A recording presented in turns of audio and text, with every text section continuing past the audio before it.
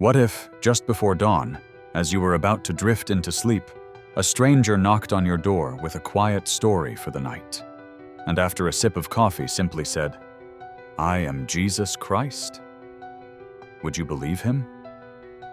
Stay with this short story about Jesus, a tender bedtime story for sleep and blessing, because what happened next would change one woman, her home, and an entire neighborhood forever. The small Pennsylvania town was still wrapped in darkness when the old heater in Mary Collins's house rattled awake. Frost clung to the windows.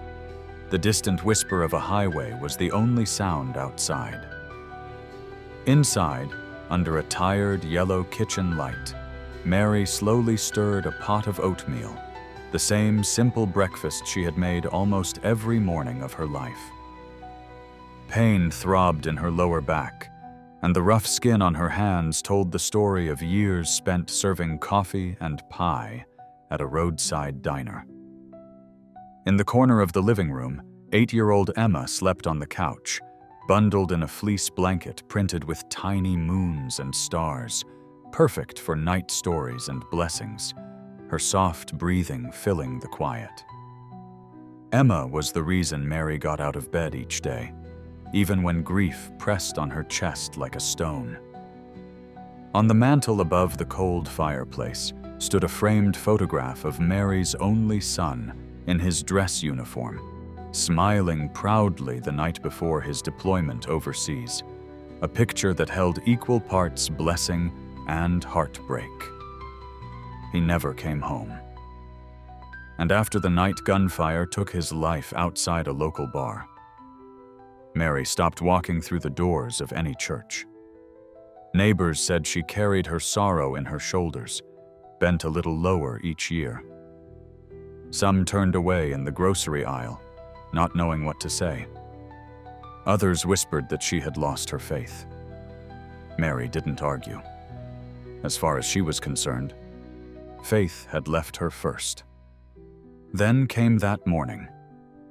The knock on the door was soft, hesitant, almost apologetic. Mary froze, wooden spoon suspended over the simmering pot, as if the sound itself were a question waiting to be answered. Her callers at such an early hour were unheard of. A second series of taps followed, more assertive, resonating through the silent rooms. Emma stirred beneath her covering, murmuring softly in her sleep. "Grandma." Mary crossed the floor with deliberate caution, each creak of the aged timber sharp in the profound quiet. Through the frosted glass, she perceived the silhouette of an individual. Tall, with a stoop to his shoulders, his attire appearing tattered and worn from the biting cold. His facial hair was unkempt, and his eyes were shadowed. Yet, there was an unexpected serenity in his bearing. As she unlatched the door, a blast of frigid winter air infiltrated the interior. The man did not solicit sustenance, currency, or shelter. His voice was low, nearly faint. "Might I trouble you for a simple glass of water?" Suspicion was a natural response in this locality. Unfamiliar individuals seldom brought reassurance, but within his gaze, dark, weary, and yet possessing a quiet steadiness, there was no hint of menace, only an evident thirst, a palpable need. Mary paused, then stepped back, gesturing for him to await her return. She reached for a cupboard and retrieved her last unblemished tumbler, reserved for esteemed guests. Filling it at the faucet, she placed it into his hands. He drank with measured sips, as if each swallow held profound importance. He then raised his eyes and met hers. For a fleeting moment, Mary experienced a sensation as though those eyes perceived far beyond her years, beyond her exhaustion, into those hidden recesses of her being that she had concealed even from herself. "Thank you, madam," he conveyed, a faint smile gracing his lips. "You possess a pure spirit." Mary's mouth parted, but no sound emerged. Before she could react, the individual spoke again. "I am Jesus." The world seemed to lurch. The rhythmic ticking of the clock grew more pronounced, the atmosphere denser. She blinked, attempting to summon reason, a query, anything. But he had already turned, proceeding down the snow-dusted walkway without haste, gradually dissolving into the ambient haze of the early morning.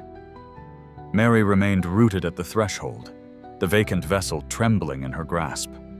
Her heart pounded, not from apprehension, but from a sensation more profound, a disquiet that felt both ancient and deeply personal. From behind her, Emma's small voice broke the silence. "Grandma, who was that?" Mary found herself unable to respond. The sole sound was the furnace kicking back to life, as if the dwelling itself were holding its breath. And thus commenced a chronicle that no inhabitant of that town could have envisioned. A narrative destined to challenge the very foundations of disbelief and conviction, of suffering and absolution, of how a single act of benevolence could spark a cascade of marvels. For occasionally, the most extraordinary encounters are presented in the guise of the commonplace, and at times, a vessel of water signifies far more than mere hydration. The morning light gradually illuminated the small Pennsylvania town, casting a pale orange luminescence upon the rooftops. Frost still clung to the glass of automobiles, and the resonant rumble of school buses echoed through tranquil lanes bordered by modest, aging dwellings.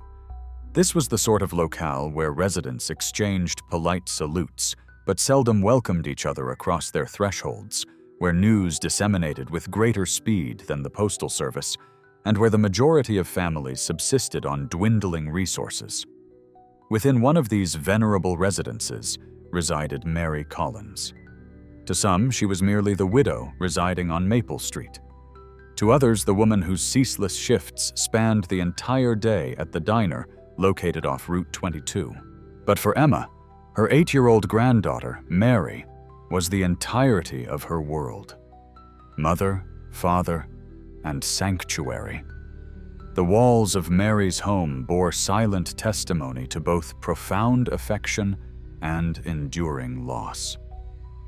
Family photographs adorned the mantelpiece, yet one frame commanded universal attention. It depicted her son Daniel, resplendent in his Marine uniform, a smile gracing his features as if the world lay open before him. That smile belonged to a young man who never returned from his final deployment, whose existence was prematurely concluded, not on a distant battlefield, but through a senseless act of armed aggression mere blocks from his home. A stray projectile, a summons in the dead of night, the kind of catastrophe that had carved a chasm through Mary's faith, leaving her spirit fractured like aged ceramic. Her husband had succumbed to the sorrow. He had withdrawn into silence, then into the solace of spirits, and ultimately into oblivion. One morning, his truck was gone, and so was he. Mary had ceased her searching long ago. She convinced herself she no longer required him. She had Emma. Yet, even Emma's effervescence, as vibrant as it was, could not fully mend the void that resided within Mary's breast. At the diner, her regular patrons recognized Mary for her dependability, her resilience, and her courteous demeanor.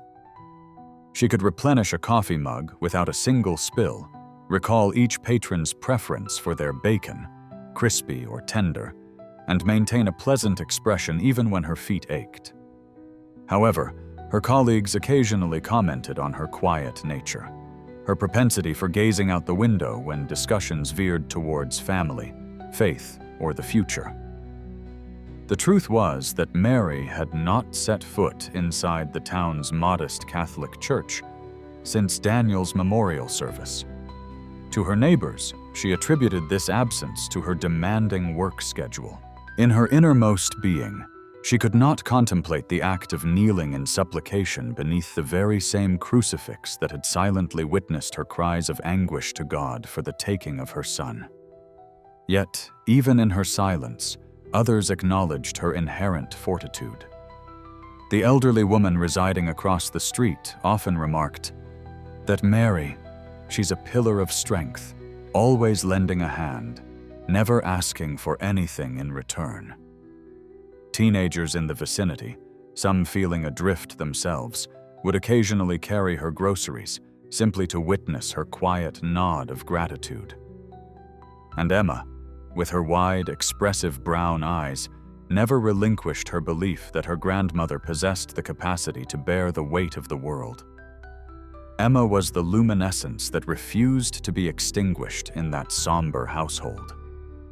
At school, she was renowned for her robust singing during choir practice and for defending classmates who were subjected to bullying. At home, she filled the air with chatter about her peers, her instructors, and the stories she devoured beneath her blanket with a portable light. She missed her father, although she had been too young to truly know him, and she sensed the pervasive melancholy her grandmother carried. More than once, she had inquired, "Grandma, why don't we attend church like everyone else?" Mary always managed to skillfully divert the conversation. Beyond their dwelling, the town itself seemed to mirror Mary's weariness. Once a vibrant center of the steel industry, its factories had long since shuttered, leaving behind vacant storefronts interspersed with a succession of discount retailers. Families struggled to make ends meet, some holding down 2 or even 3 jobs, while others formed orderly queues weekly at the food pantry operated by Father Thomas at St. Anne's Parish. It was a place where spirituality was often spoken of, but less frequently enacted until hardship compelled its resurgence, and hardship had been abundant. Concerns regarding water contamination from the nearby river had unsettled the residents. A series of job cutbacks had left families in a state of desperation. Episodes of violence occasionally punctuated the prevailing quiet, serving as a stark reminder that peril could lurk, even within their own neighborhoods. In such circumstances, trust was a fragile commodity. Unfamiliar individuals were seldom embraced, and suspicion was almost an ingrained reflex. Such was the world in which Mary now found herself. Frozen at her doorway, clutching an empty receptacle, replaying the pronouncements of a stranger who purported to be Jesus Christ. No other individual on Maple Street had witnessed his arrival. No neighbor had ventured outside. For them, the morning unfolded in an ordinary fashion. For Mary, it was as though the mundane had fractured, revealing something she was incapable of comprehending. As the sun ascended higher in the sky, Emma stirred from her slumber, padding into the kitchen in her socks. She requested cereal and hummed a melody she had learned at school. For her, the day was just commencing. For Mary, the day had already fundamentally shifted the ground beneath her feet. Somewhere within the town's limits, Father Thomas unlocked the ecclesiastical doors for the early morning liturgy. At the diner, cooks were cracking eggs onto the hot griddle. At the service station, individuals clad in work boots were lining up for cups of black coffee. Life proceeded as it always had. But for Mary Collins, every familiar aspect now carried an undercurrent of the unfamiliar. Because in that modest Pennsylvania municipality, within a home weathered by profound grief, a stranger had sought a simple drink of water and departed, leaving behind a question too substantial to disregard. What if, indeed, it had been him? The third series of knocks sounded precisely as the first faint rays of morning pierced the morning mist along Maple Street. The tapping was neither loud nor menacing, but a steady, rhythmic sound, as if from someone uncertain whether they possessed the right to be heard. Within the Collins residence, the furnace ceased its operation, ushering in a silence so profound that the sound of knuckles against wood seemed to reverberate. Mary stood immobile at the kitchen entrance, her hand still gripping the handle of the oatmeal pot. Emma stirred in the living room, her voice faint and sleepy as she called for her grandmother. Mary hesitated. Visitors at this hour were unexpected. The neighbors remained asleep, and the delivery vehicles had not yet commenced their routes. A shiver traced its way up her spine. She moved deliberately toward the door, the wooden floorboards emitting a protesting groan with each cautious step. Through the frosted pane, the indistinct shape of a man materialized. His shoulders were stooped, and his garments hung loosely, as if they had endured too many seasons. The silhouette was indistinct, yet the presence was undeniable. Someone was waiting. When Mary finally opened the door, a mere crack, the biting cold air surged inward, stinging her skin. The individual before her bore the appearance of the countless dispossessed souls she had observed near the railway station. His coat was frayed, his beard unkempt, his eyes rimmed with the exhaustion of prolonged hardship. Yet, within those eyes, there was no trace of madness, no discernible threat, only a quiet composure that disarmed her apprehension. He did not request food or money.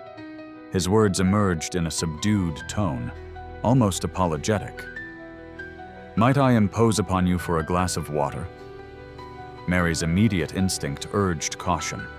In her neighborhood, a lack of trust was a prerequisite for survival. However, an inner voice, a faint whisper she had long suppressed, compelled her to proceed. She nodded silently, closing the door just enough to retrieve a drinking vessel. Her cupboards contained a medley of mismatched mugs and chipped plates, remnants of a life once more bountiful. She reached for the sole immaculate glass, the one she preserved for guests who seldom appeared. As she filled it at the sink, she noticed her hand trembling, though she was uncertain whether it was from fear or some other emotion. Upon her return, the man remained precisely where she had left him, standing patiently on the porch. She extended the glass, taking care not to step too far out of the doorway. He accepted it with both hands, as if it were an object of great value. He drank with a deliberate slowness, each swallow measured, as though he savored more than just the liquid itself. He then lowered the glass and fixed his gaze directly upon Mary's eyes. For a profound moment, she felt as though time itself had suspended its passage. Those eyes seemed to penetrate beyond her sorrow, beyond her fatigue, reaching into spaces that she had not allowed anyone access to since the night her son was taken from her. "Thank you, madam," he stated softly. A faint smile touched his lips. "You possess a pure soul." Mary blinked, unsure if she had registered his words correctly. Before she could formulate a question, he added in the same placid tone, "I am Jesus." The world seemed to spin precariously. The furnace emitted a renewed groan from somewhere behind her, but she barely registered the sound. Emma stirred once more from within, her voice drowsy. "Grandma, who is it?" Mary found herself incapable of answering. She gazed at the stranger, searching for any hint of mockery in his eyes, any sign of a cruel jest upon his lips, but his gaze conveyed no mirth, no malice, only a profound sense of peace. Then, without uttering another word, he turned. He stepped down from the porch, his boots making a soft crunching sound on the frost-kissed earth. He walked with a deliberate, unhurried pace, disappearing into the morning mist. Mary remained at the threshold, the empty glass growing cold in her hands, her pulse accelerating.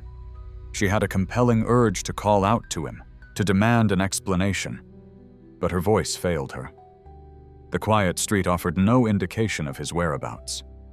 Emma shuffled into the kitchen, rubbing her eyes. She tugged gently on Mary's sleeve. "Grandma, what's wrong? Who was at the door?" Mary looked down at the child, then back towards the fog beyond the porch. The words remained elusive. She slowly closed the door, leaning against it as if seeking to regain her equilibrium. Her heart pounded, not with apprehension, but with a sensation far more ancient, something she could not adequately define.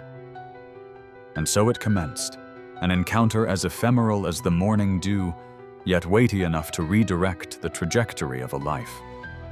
Because sometimes, within the most ordinary of settings, the extraordinary knocks with quiet persistence, requesting nothing more than a simple glass of water. The glass remained on the counter, still damp from the stranger's touch. Mary washed it almost automatically, her hands trembling as the water flowed over its rim. She dried it meticulously with the dish towel, then returned it to its customary place in the cupboard. It was as though placing it back in its rightful position could somehow erase what had just transpired. But nothing felt truly right anymore. The house was the same. Emma's cereal bowl remained unchanged. The kettle's whistle was the same. Yet a burden settled upon Mary's chest that she could not shake. Every corner of the room seemed to resonate with the echo of that single declaration. "I am Jesus." At the diner later that morning, she moved through her shift as if operating on a predetermined course. Regular patrons settled into their usual booths, orders emanated from the kitchen's depths, and coffee flowed in an unending stream. But the rhythm that had once served as her anchor now felt discordant. A gentleman in his 70s, who frequented the establishment every Wednesday for bacon and eggs, reached for her hand as she placed his plate before him. "Bless you, Mary," he said, his tone imbued with an unusual warmth. "I don't know what it is, but your cooking always makes me feel better." She offered a polite smile, but his words lingered. Another customer, a young mother with her toddler secured to her chest, paused at the counter before departing. "Your oatmeal this morning? My little one finally ate without any fuss. It's the first time all week." Mary brushed it off. "Coincidence," she reassured herself. "People say things like that all the time." Yet, as the hours progressed, she began to perceive a discernible pattern. The compliments were not directed at the food itself, but rather at the subsequent feelings it evoked in people. They felt better, calmer, more whole. In the kitchen, her colleague Carla leaned against the counter, wiping perspiration from her brow. "Girl, what's got into you today? You're practically glowing like you just won the lottery." Mary forced a laugh. "It's nothing." But internally, her heart raced with an unfamiliar energy. When she returned home that evening, Emma was sprawled on the living room floor, engrossed in coloring. She looked up with a wide grin. "Grandma, guess what? I was chosen to sing the solo in choir." She giggled, then tilted her head. "And you smelled different, like something fresh." Mary knelt beside her, stroking her hair. "Fresh, you say?" "Yeah," Emma affirmed seriously, her eyes bright like the scent of spring rain. Mary chuckled, but the child's observation struck a chord within her. She recalled the dream-like manner in which the man had sipped from the glass, as if water possessed a significance beyond its mere substance. She remembered how his eyes had searched hers, how his voice had carried no need for validation.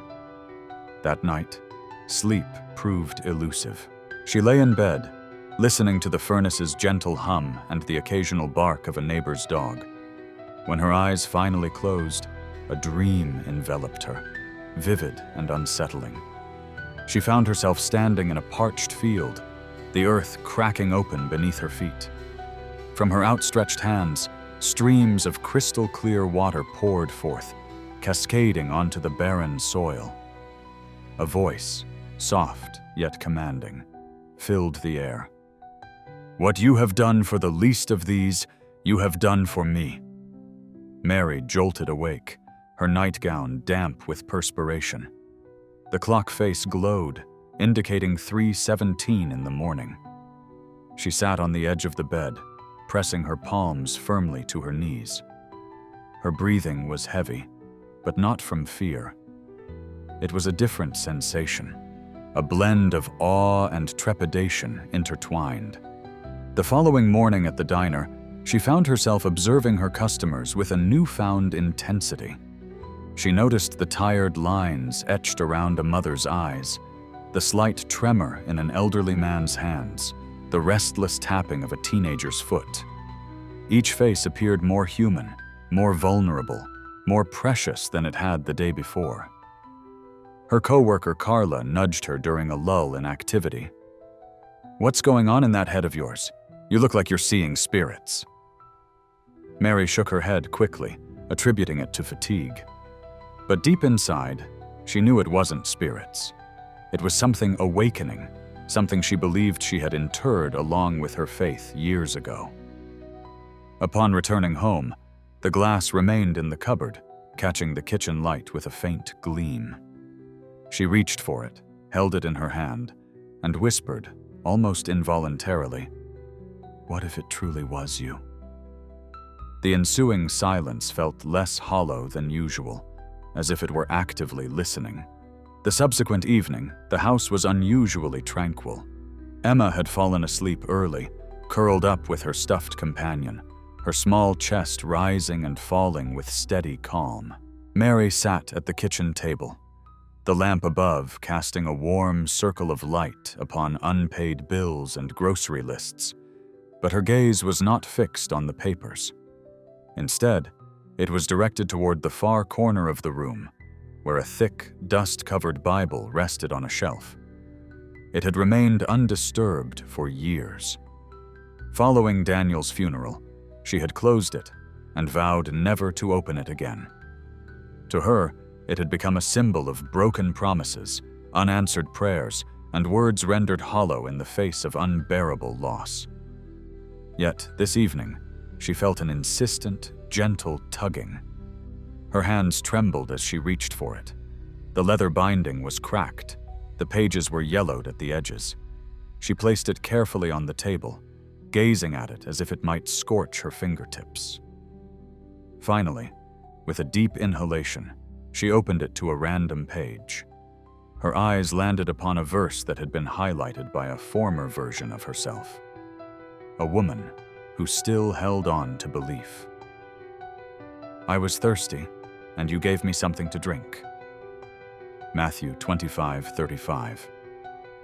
The words seemed to leap from the page. Mary's breath caught in her throat.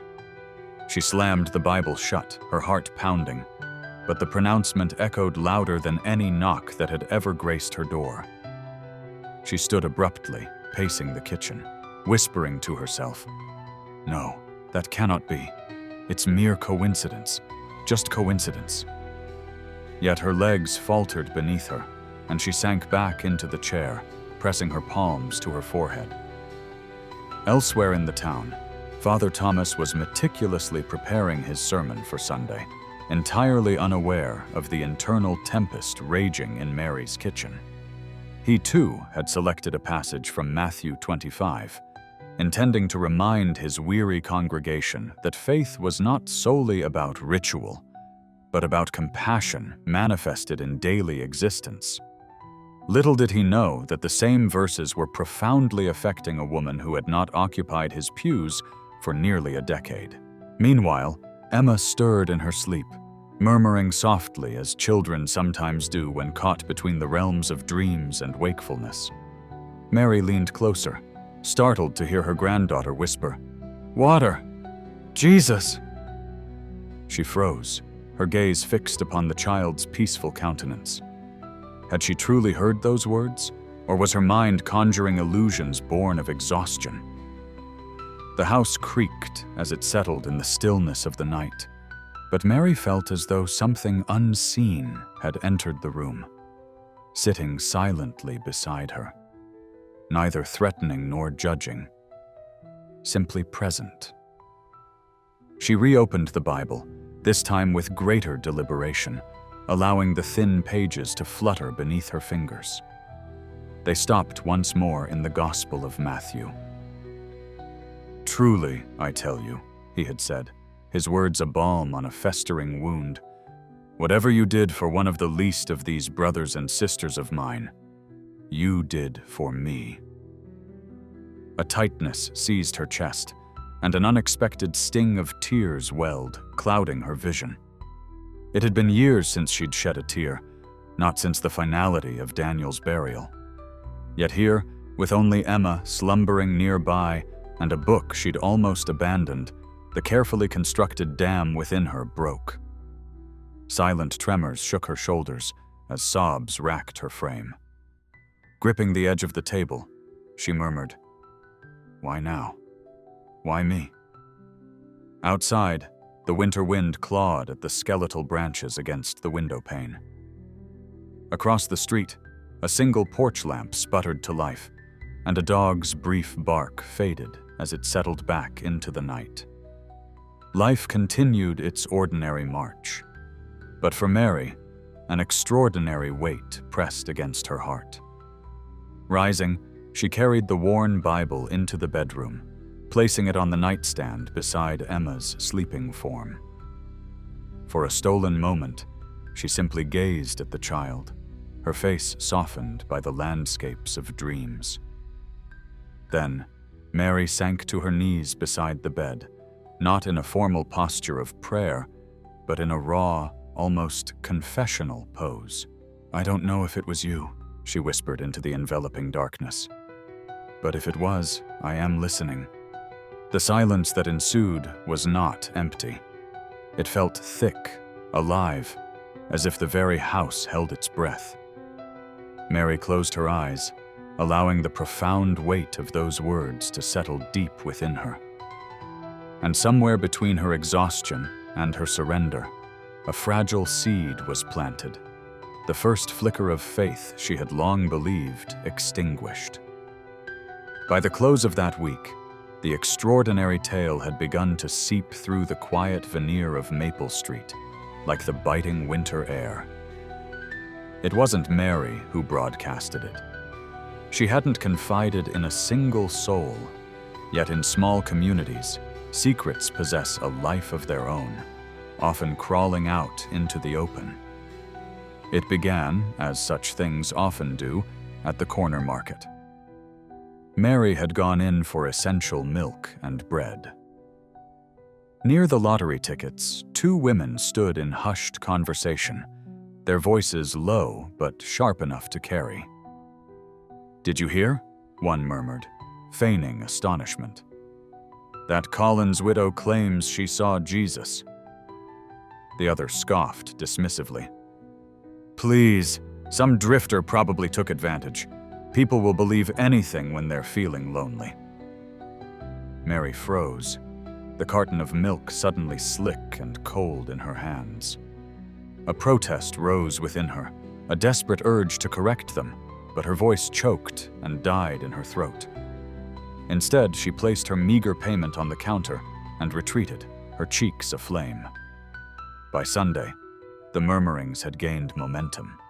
Outside St. Anne's, after the morning mass, clusters of parishioners lingered in the frosty air, their conversations centering on the woman on Maple Street. Some pondered if the divine had truly manifested, while others dismissed it as the product of desperate longing. Father Thomas, overhearing fragments, chose a dignified silence. He understood the futility of attempting to quell the flames of gossip, yet a pang of sympathy struck him, knowing Mary was bearing this profound weight in solitude. The atmosphere at the local diner grew more palpable. Carla, leaning over the counter as she wiped down a tray, called out, "Hey Mary, folks are saying some homeless fellow showed up at your door and declared himself Jesus. Is that true?" Her tone, though not overtly cruel, was laced with a palpable curiosity tinged with disbelief. Mary stiffened, her knuckles whitening as she gripped the coffee pot. "I'm not sure what people are saying," she replied softly. "I don't want any trouble." But trouble, it seemed, had already found her. From a back booth, a group of truckers erupted in raucous laughter. "So, she's seeing visions now," one quipped. "Next thing you know, she'll be turning water into coffee." The room echoed with their amusement. Mary managed a tight smile, but her stomach churned. Each stare felt like an interrogation under a harsh spotlight. Every burst of laughter landed like a thrown stone. At home, Emma sensed the shift. One afternoon, she climbed onto her grandmother's lap and whispered, "Why do people look at you funny now?" Mary paused, gently brushing Emma's hair away from her forehead. "Sometimes people don't understand things they can't explain." Yet even Emma, in her innocence, couldn't entirely escape the ripple effect. A girl at school had taunted her, saying, "Your grandma talks to ghosts." Emma had fiercely defended her, insisting, "She's not crazy, she's kind." Still, the sting of the accusation lingered. As the days wore on, the sense of isolation deepened. Neighbors who had once offered friendly nods from their porches now studiously avoided her gaze. One morning, Mary discovered that her usual seat at the diner's staff table had been occupied. No one voiced it directly, but the growing distance was undeniable. Amidst the whispers and the averted glances, however, there were also glimmers of something else. An elderly gentleman approached her counter one evening, his hand trembling as he pressed a few coins into her palm for a slice of pie. "Don't let them get to you," he murmured. "My wife swore she saw angels once, and I believe her to this day." His words offered a fleeting warmth, but it was quickly extinguished by the pervasive weight of ridicule that seemed to follow her everywhere. Late one night, Mary sat at her kitchen table, the Bible still open before her, her gaze fixed on the verse that had so profoundly shaken her. "Whatever you did for one of the least of these," she whispered, pressing her hand to the page as if to anchor herself. "If this is real," she breathed, "why is everyone turning against me?" The silence of the room offered no tangible answer. Yet the furnace hummed, a steady, low thrum that sounded almost like a heartbeat. Emma stirred in her sleep, murmuring her grandmother's name, as if sensing the palpable heaviness in the air. And though Mary felt more profoundly alone than ever, the memory of those steady eyes at her doorstep lingered, a silent reminder that truth often invites trials, and that sometimes the initial test of faith lies not in witnessing miracles, but in enduring the scorn of others. The initial signs were subtle. A fleeting cough here, a restless night there. Mary reassured herself it was merely the season.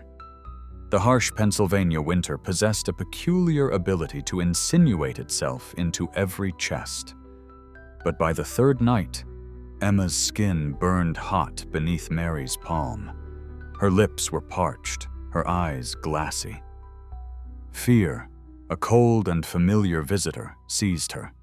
It was the same suffocating dread she had experienced years prior when a knock at the door had delivered the devastating news of her son's demise. She felt powerless, helpless, as if the very world had been violently tilted off its axis. Wrapping Emma in a thick coat, she hurried out into the biting, icy wind. The hospital loomed in the distance, its fluorescent lights buzzing like an alien presence against the night sky. Inside, the waiting room was a chaotic tableau of suffering. Children's cries, men doubled over with chest pain, elderly women wheezing into paper masks. A security guard, his expression utterly devoid of emotion, handed Mary a number. "Please wait your turn, ma'am. We're overwhelmed tonight." Mary clutched Emma tighter. "She's burning up," she pleaded. The guard merely shook his head. "Everyone here is sick. Please wait." The hours crawled by with agonizing slowness. Emma's small body trembled relentlessly in her arms, her forehead slick with sweat. Mary rocked her, whispering fragments of lullabies that caught in her throat. Each time she implored for an update, the nurses offered the same weary refrain. "We'll call you when it's your turn." Around them, life continued its slow, agonizing procession. Televisions flickered with muted news reports. Vending machines emitted their monotonous hum. Exhausted families slumped in hard plastic chairs. But Mary's world had shrunk to the sound of her granddaughter's shallow breaths. She felt it then, that familiar tide of despair rising, threatening to engulf her completely. It was the same despair that had silenced her prayers for years, the same insidious voice whispering, "God wasn't there when you needed him." But another memory, unbidden, broke through the suffocating gloom.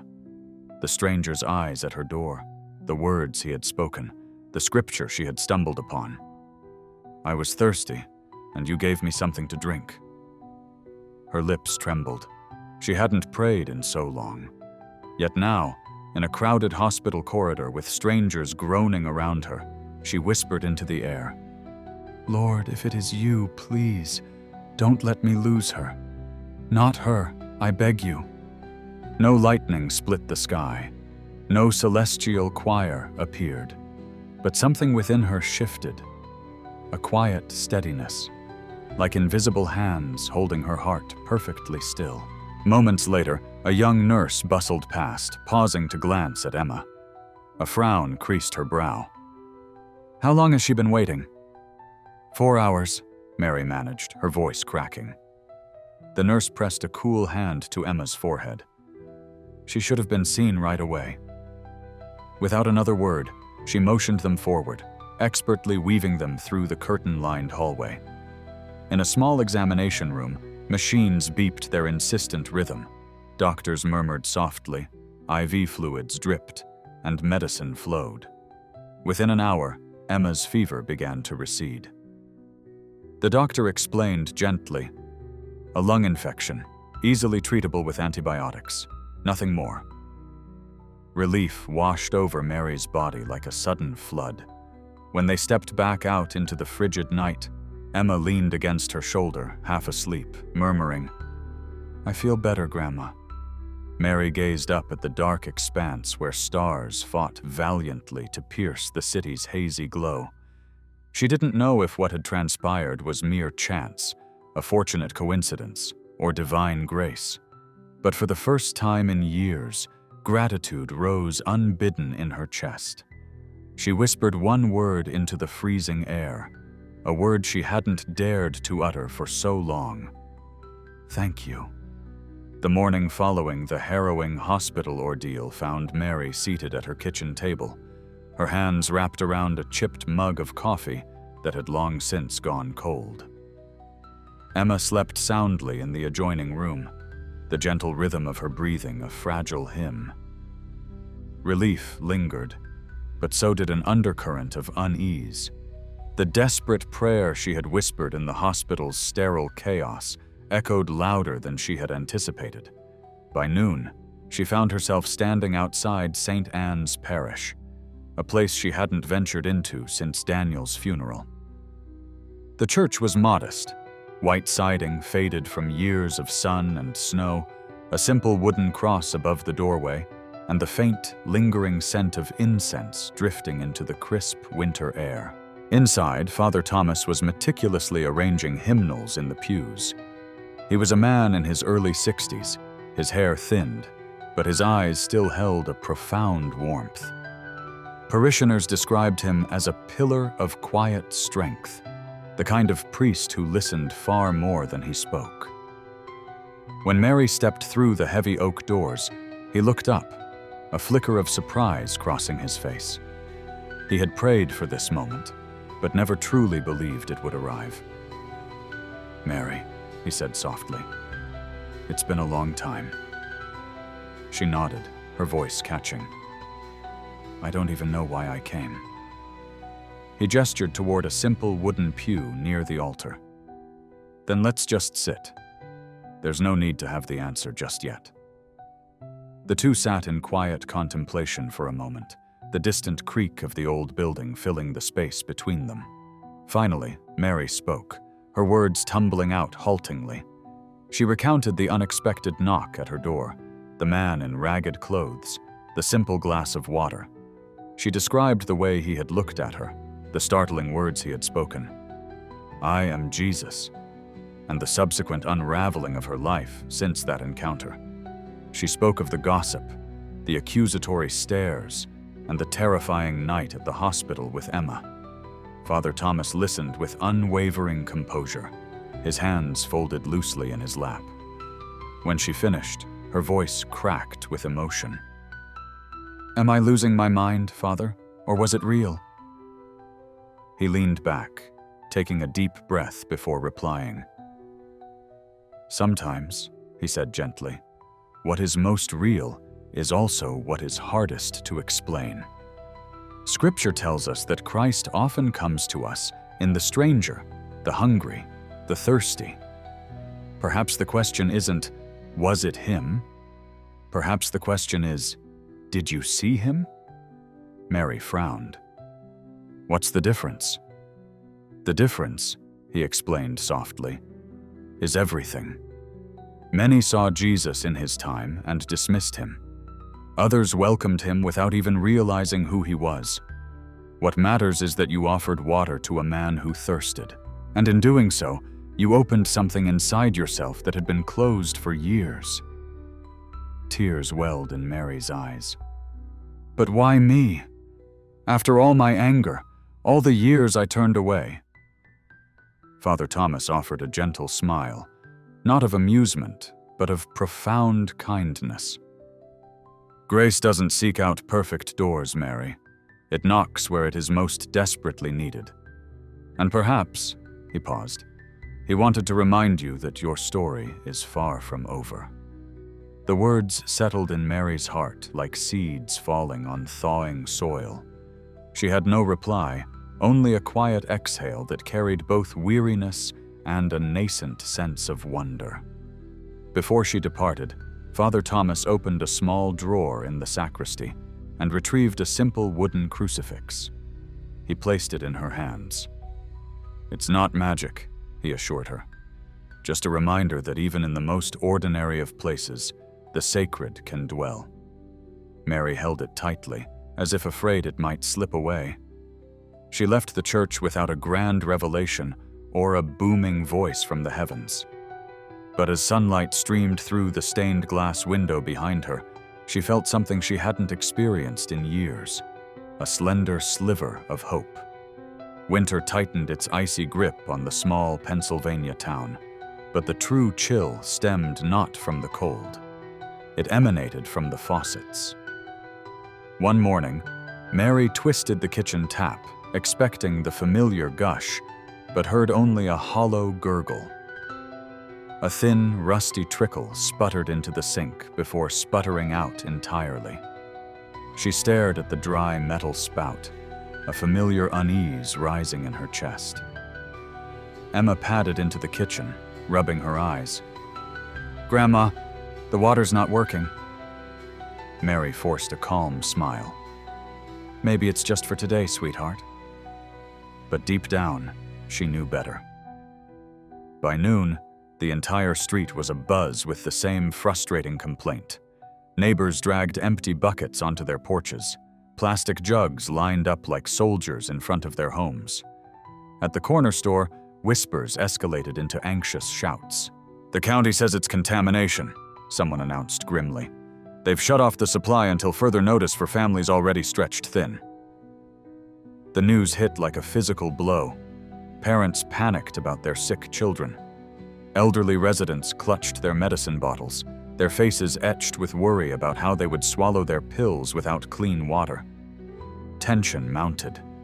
Suspicion festered. Some claimed that wealthier neighborhoods still had running taps, that tankers had been diverted away from their part of town. Resentment simmered beneath the surface, like frost under skin. Mary's own reserve of bottled water was modest. She had stocked a few cases weeks earlier, intended for Emma in case of flu or fever. She had neatly stacked them in the pantry, convincing herself she would ration them carefully until the authorities restored service. But the knock at her door came sooner than expected. It was Mrs. Alvarez from 2 houses down, her face pale, 2 small children shivering at her side. "Mary," she said softly, a hint of embarrassment in her voice. "We haven't a drop left. Could you spare even 1 bottle just for the kids?" Mary hesitated. Fear whispered insidious suggestions in her mind. What if this lasts for weeks? What if Emma falls sick again?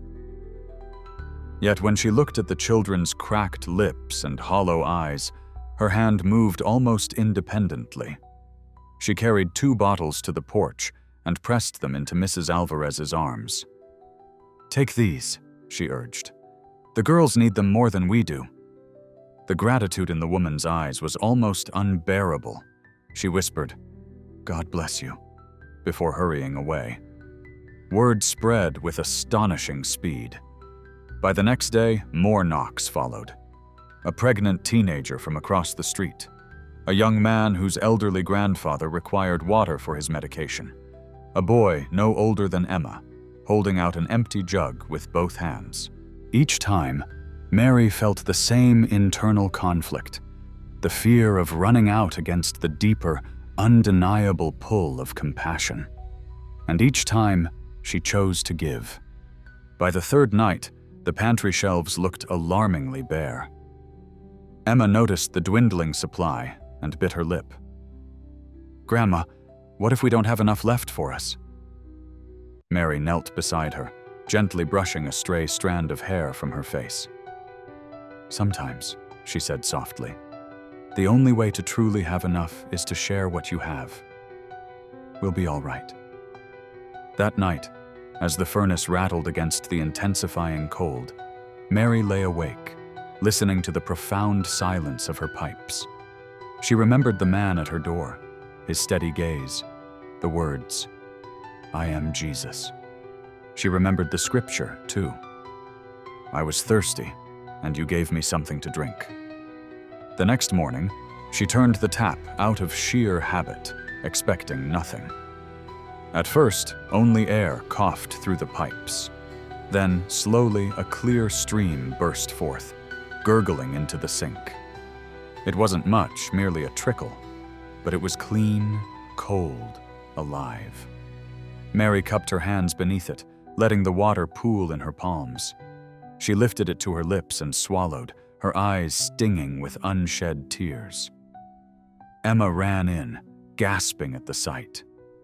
"It's back!" she cried, dancing in her socks across the kitchen floor. Mary filled every jug and pot she possessed. But as she looked at the containers stacked high, she knew what she had to do. She opened her door, stepped onto the porch, and called out into the frosty air.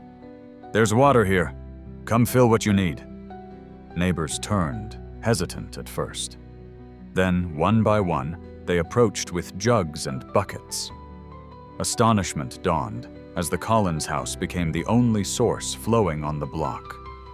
And as Mary handed out water, drop by drop, jug by jug, she realized something profound. The miracle wasn't solely in the functioning pipes. It was in the courage to give, even when fear urged her to hoard. The town began to whisper in new tones. Some called Mary lucky, her pipes mysteriously working when others remained stubbornly dry. Others muttered darkly that she must have done something strange, perhaps even unnatural. But those who filled their jugs at her porch looked at her with a quiet reverence, unsure how to explain the sense of peace they felt when she handed them water. Mary herself made no grand claims. She moved through each day with a mixture of gratitude and lingering unease, clinging to the simple wooden crucifix Father Thomas had given her. Yet, at night, when the house grew still, she would sometimes catch herself glancing toward the door, half expecting another knock. It came on a Tuesday evening, just after Emma had gone to bed. The winter air pressed against the windows, a hush so profound that even the distant highway seemed silent. 3 soft knocks. Mary froze, her pulse quickening. She set down her dish towel and walked slowly to the door. Through the frosted glass, she saw him. The same man, his coat ragged, his beard untamed, his eyes as steady as ever. Her breath caught in her throat. She opened the door wider than before, no longer hiding behind a cautious crack. "It's you," she whispered. He nodded, a faint smile gracing the corners of his mouth. "It's always been me." Mary's throat tightened. "Why come back? Why to me?" The man stepped no further than the porch, the lamplight casting his shadow long across the snow. His voice was calm, almost tender. "Because your heart asked a question, and you are ready for the answer." She shook her head, tears pressing at her eyes. "I've been angry for so long. I doubted. I cursed God for taking my son. I turned away. I don't deserve any of this." His gaze held hers, unwavering. "It isn't about deserving. It never was. Love is not earned, it is given. And you gave, even when you were broken." Mary's knees felt weak. She pressed a hand to the doorframe to steady herself. "But I'm nobody, just a widow in a small town. Why me?" He stepped closer, though still not crossing the threshold. "Because you saw me thirsty, and you offered water. Because you opened a door when fear told you to close it.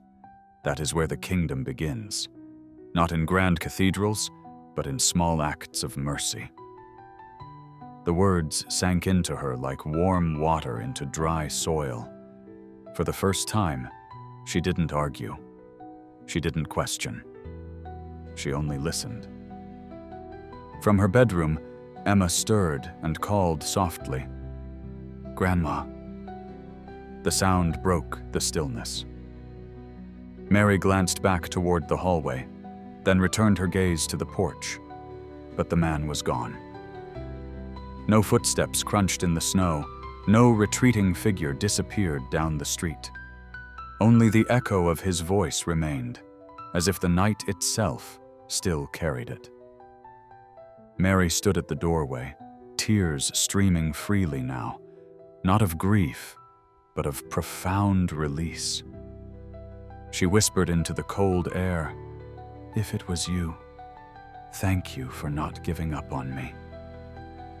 The silence that answered felt alive, full, as though the entire town held its breath.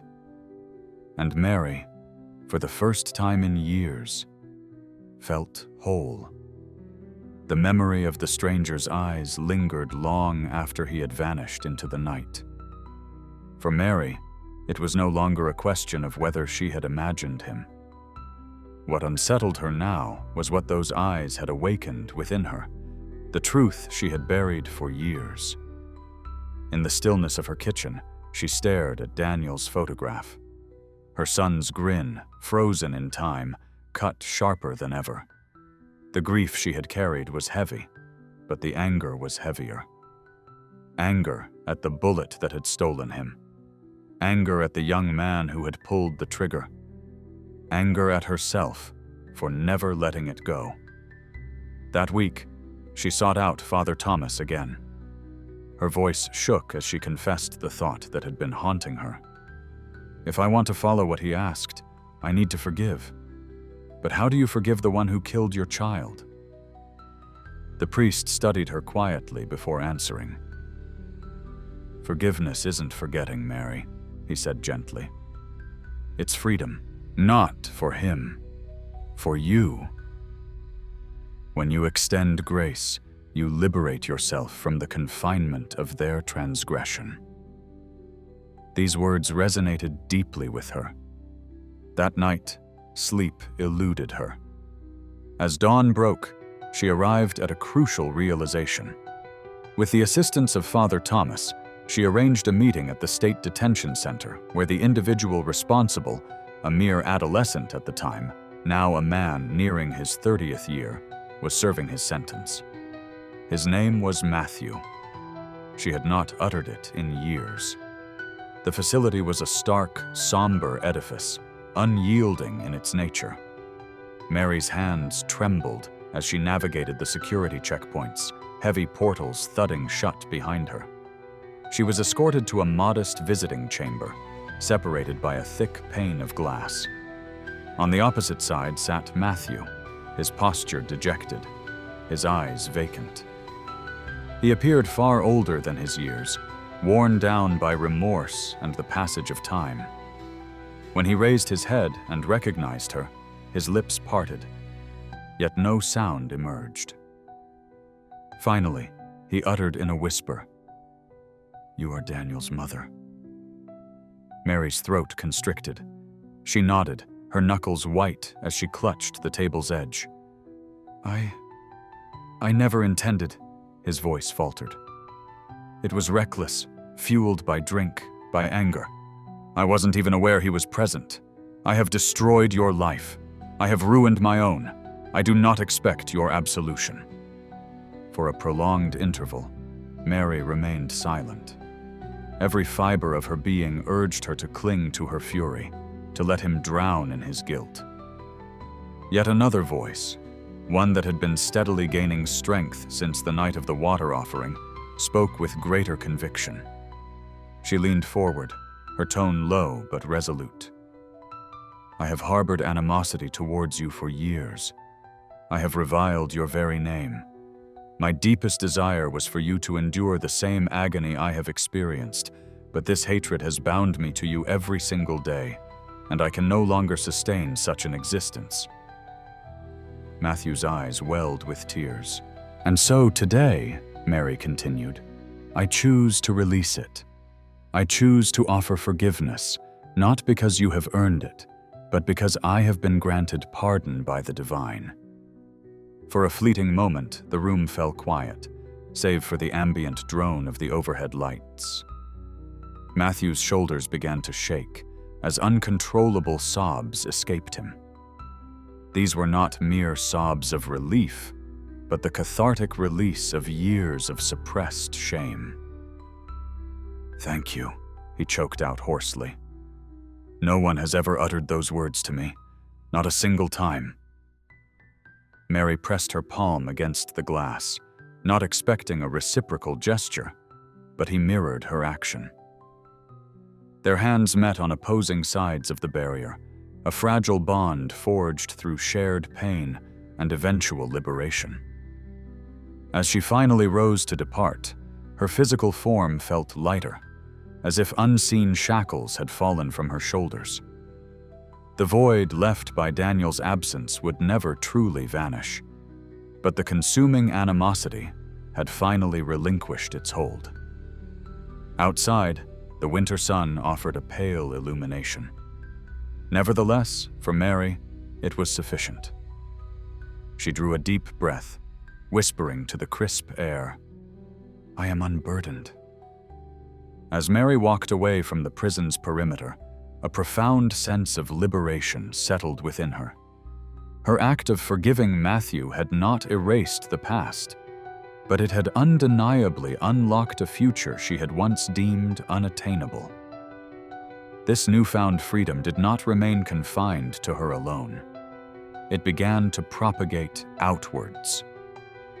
Back on Maple Street, hushed conversations persisted among the neighbors regarding the miraculous event with the water. Some dismissed it as mere fabrication, others as an exaggeration. Yet, gradually, people began to observe a discernible alteration. Mary herself was different. The burden she had carried on her shoulders had dissipated. Her smiles became more frequent. She met their gazes directly, without hesitation. It commenced with a simple gesture. One frigid morning, Mrs. Alvarez knocked once more. This time, her need was not for water, but because her children had no provisions for breakfast.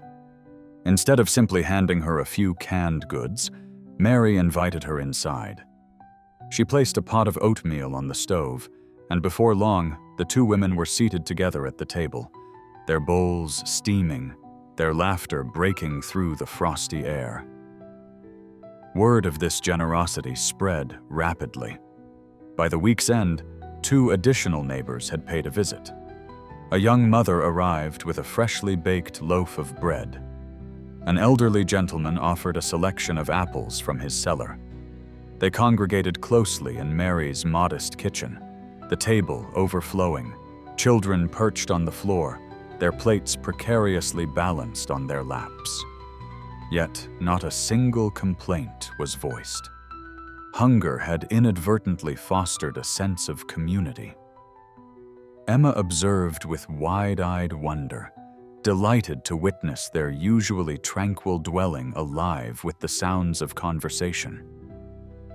"Grandma," she whispered one evening, "it feels as though our home has expanded." Soon, this practice became a regular occurrence. Every Saturday, Mary opened her door to her neighbors. They contributed whatever meager provisions they possessed: rice, beans, coffee, or simply shared stories.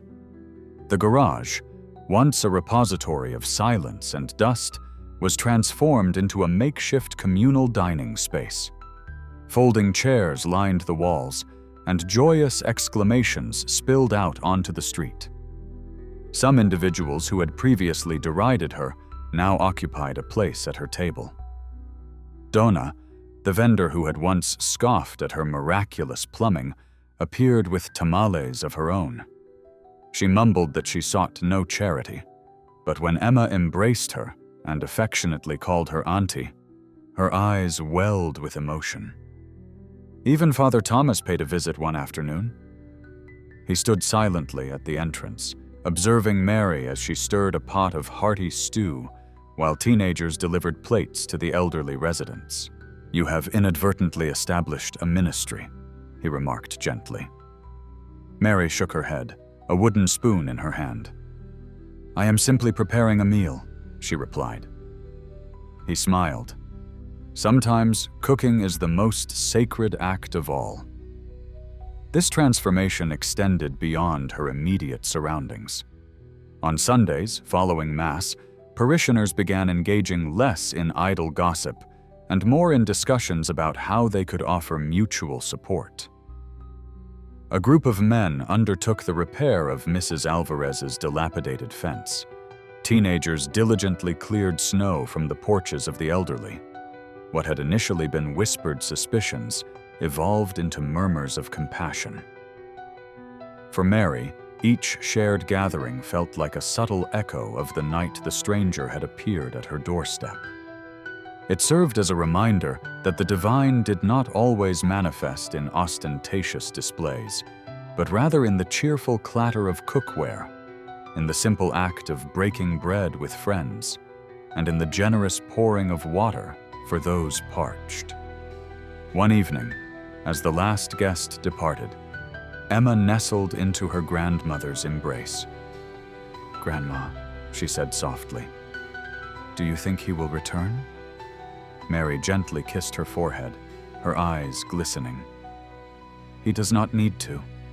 He is present in everyone we welcome." And as the lights of Maple Street twinkled against the winter sky, it was abundantly clear. What had originated with a solitary glass of water had blossomed into a flowing river, coursing not only through Mary's heart, but also through an entire community, rediscovering the essence of love. Spring arrived gradually in Pennsylvania. The accumulated snow melted, trickling into the drainage systems. The bare trees began to sprout tentative green shoots, and the neighborhood, once characterized by pervasive suspicion, now thrummed with a quiet sense of unity. On Maple Street, The Collins residence had transcended its status as a mere dwelling. It had become a guiding light. Each week, families continued to gather around Mary's table, sharing sustenance, anecdotes, and their personal burdens. Some arrived out of profound gratitude, others driven by sheer curiosity, but all departed with a renewed sense of lightness in their spirits. What commenced with a humble glass of water had evolved into an abundant source of benevolence, its influence extending into lives Mary could never have envisioned touching. For Emma, her own existence seemed profoundly altered. She sang with greater confidence in the school choir, no longer intimidated by the mocking whispers that had once followed her. Her classmates no longer referred to her as the granddaughter of the ghost girl. Instead, they expressed a desire to visit her home, to sample her grandmother's cooking, and to experience the pervasive warmth that seemed to perpetually fill their living spaces. For Father Thomas, the parish felt distinctly different. His sermons no longer met with weary, disengaged faces. He spoke of tangible acts of love, and when he surveyed the congregation, he observed heads nodding not merely in response to his words, but because they had witnessed these very principles embodied just down the street. Even Mary's most steadfast doubters began to soften their stance. The truck drivers at the local diner ceased their jesting. Carla, who had once been prone to teasing, now became a willing assistant on Saturdays, helping to carry bags of potatoes into the garage and engaging in cheerful banter with the children. The barriers of judgment crumbled, not through heated debate, but through a simple multiplication of loving gestures. Yet, for Mary, the most significant transformation was internal. Where once she harbored a vast expanse of sorrow, she now possessed a tranquil current of peace. Daniel's photograph remained on the mantelpiece, but now she could regard his smile without the sting of bitterness. The oppressive weight of her unforgiveness no longer shackled her. She had come to understand that the true marvel was never about water, sustenance, or even ethereal visions. It was about the profound impact that occurs when a broken heart finds the courage to embrace love once more. One evening, as the sun descended behind the rooftops, Mary sat on the porch while Emma engaged in a game of hopscotch with neighborhood children. The air carried a faint, pleasant aroma of freshly baked bread wafting from a nearby kitchen. For a brief moment, Mary closed her eyes, recalling the knock that had irrevocably altered the course of events. She had no certainty whether the stranger would ever reappear. However, she no longer required explicit confirmation, for she had perceived his presence in the weary countenance of a mother cradling her infant, in the trembling hands of a man who had rediscovered hope through the joyous laughter of children who had once known only silence. With every act of giving, with every instance of forgiveness, she continued to see him. And perhaps that was the ultimate message. The narrative of Mary Collins was not exceptional due to supernatural occurrences or wondrous interventions, but rather because it illuminated a truth that is eternal. The genuine miracle commences not in the external world, but within our own being. In every offering of water, in every shared repast, in every deed of compassion, love is once again made manifest. Therefore, the pertinent question remains: what would be your response if a stranger appeared at your doorstep requesting water? Would you recognize him?